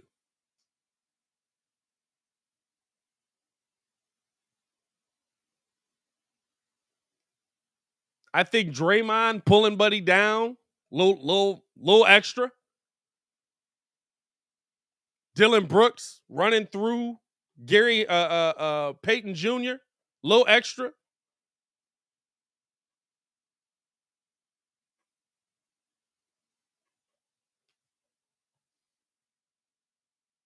I think Poole a little extra.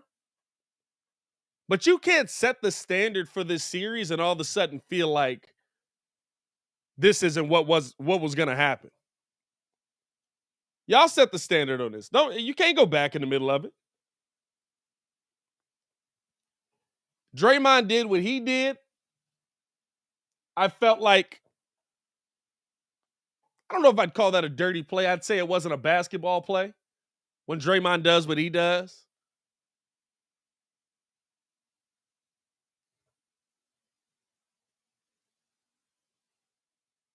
And on the flip side of that, I feel like you retaliated, and so now guess what? This is the pace you've set for the series. This is what comes with it. And yes, sometimes the main player does get hurt. Ja Morant won't be there for game 3 of this, or I'm sorry, game 4 of this series. And that's big for them. Now, you do still have to look at the fact that they won quite a few games without Ja. I believe they went 20-6 without Ja this season. They won quite a bit without Ja Morant out there.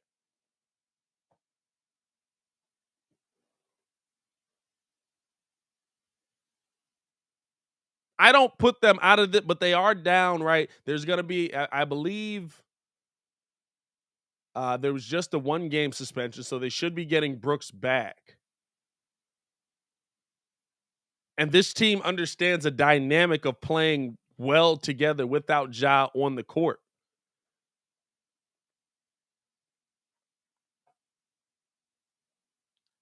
But as I said,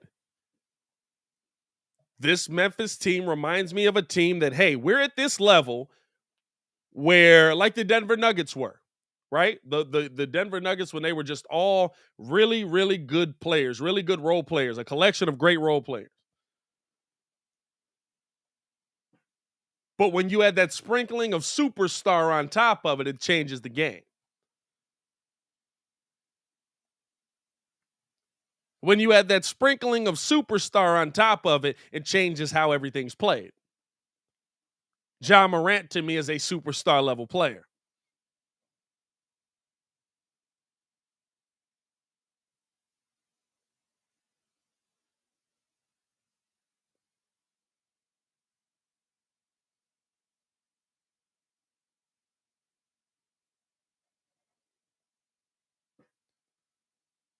And so for me, right, I look at it and I say, look, I still think they can win, but it's absolutely a completely uphill battle.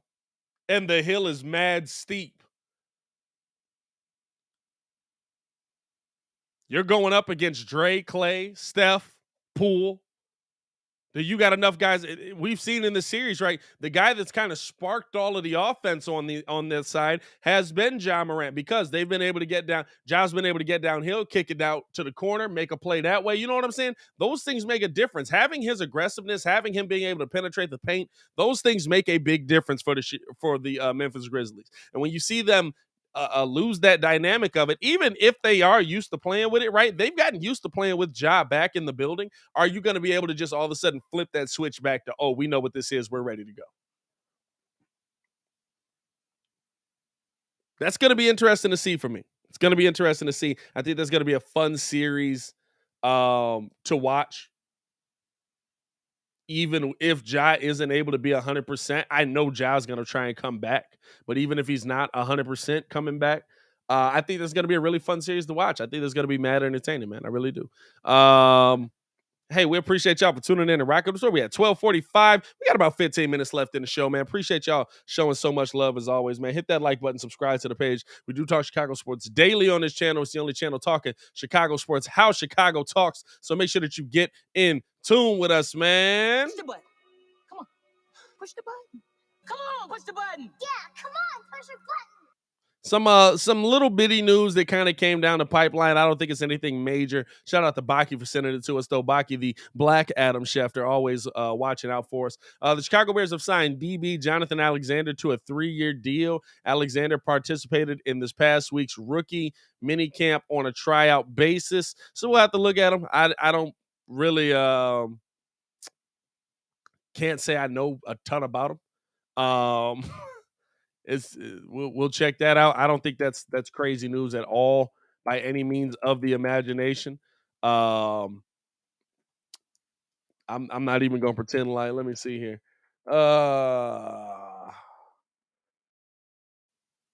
Jonathan Alexander for the Charlotte 49ers. In 2021 had 2 interceptions, 2 forced fumbles, pretty good. Adding some depth there. 32 solo tackles, 25 assisted tackles, 57 total tackles. Pretty good there. Yeah, I'm saying. Hopefully he's able to play. 3 years seems like, I mean, I would assume if you gave him a 3-year deal, he's able to play. I don't know how much the money is. I don't know how much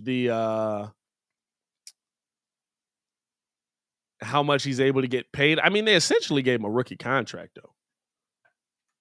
Like, it's not, oh my God, I can't believe this guy got him. But I mean, he had to be impressive for them to give him a deal. And they got him on a 3-year deal instead of the normal rookie 4 years. So we'll see what that is as well. I'll probably check out some tape on him. Like I said, we're gonna have a video dropping at 5 today. So make sure you get in tune with that. I'm saying this so that I myself get my butt up and record this video. No, we're actually gonna do a little breakdown. I want to do a little breakdown of some of the rookies we got coming in as well. Still dropping some of the content on that, and then also just any news that comes out throughout the day. We'll be talking about that as well. Before we get out of here, though, I do want to talk a little bit about these White Sox that have actually made a little bit of a resurgence. Got to give my team some love.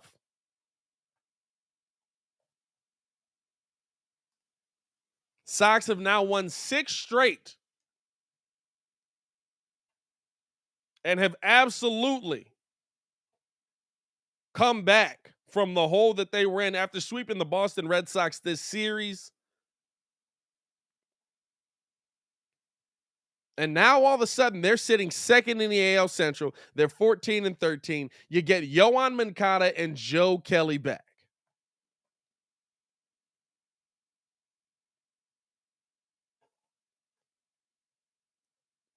Unfortunately, it's kind of a flip-flop. We got Bummer going to the IL. We got Berger going to Charlotte. But we do have Yohan and Joe Kelly coming back.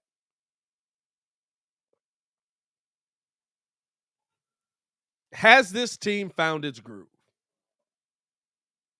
Has this team gotten to the point where they found their path to success? And it's been a lot of the bullpen, right?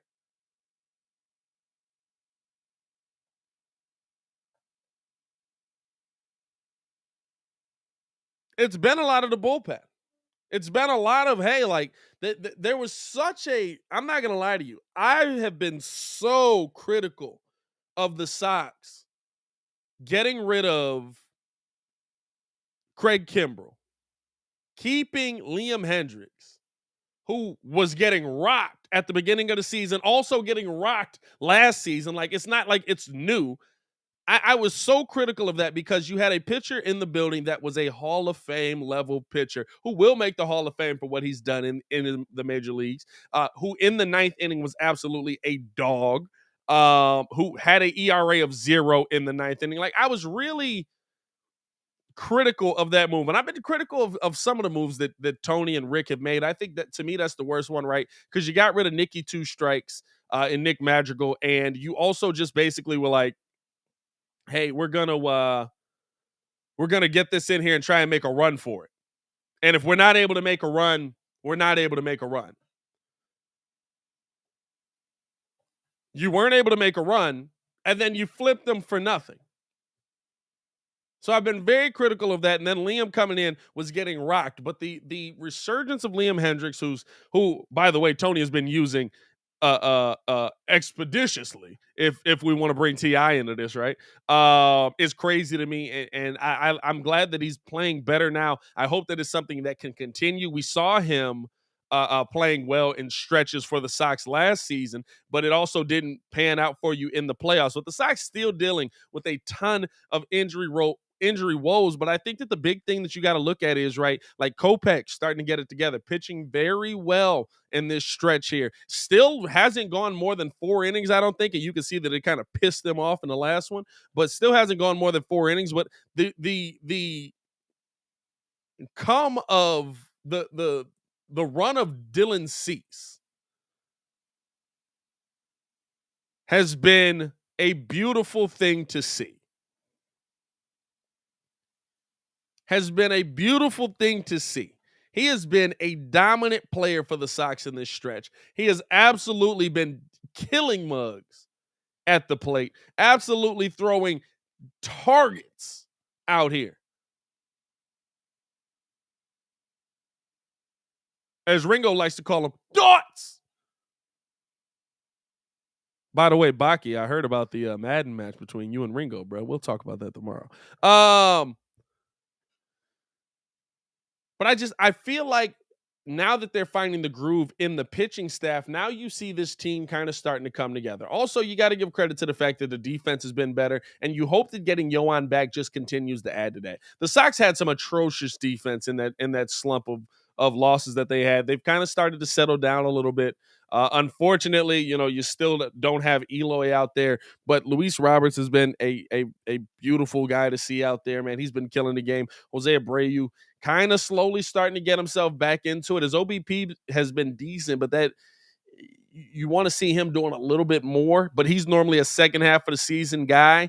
And I'm excited to see that they're turning it around at the right time.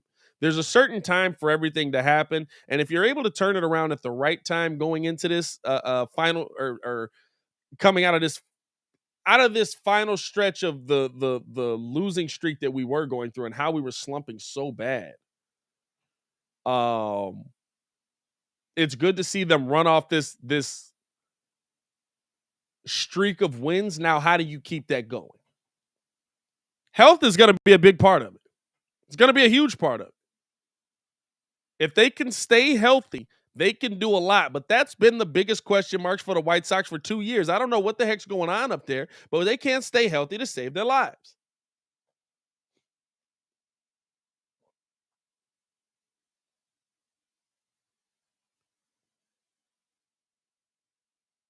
We're swapping guys in left and right. Now, again, credit to the depth of the Chicago White Sox that they have guys that they can swap in.